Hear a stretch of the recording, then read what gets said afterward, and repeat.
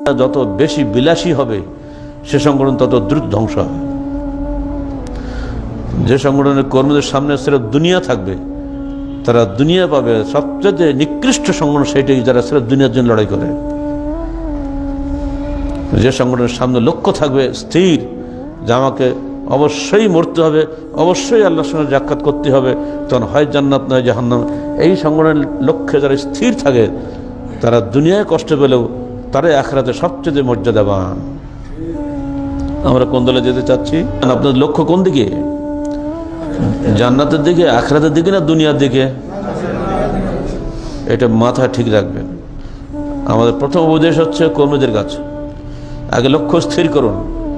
আপনাদের মধ্যে মাঝে মধ্যে দ্বন্দ্ব তো লাগবেই, মানুষ জগৎ তো লাগতেই পারে, মানুষ হিসেবে লাগবেই। এগুলো কিন্তু শয়তানের ধোঁকা।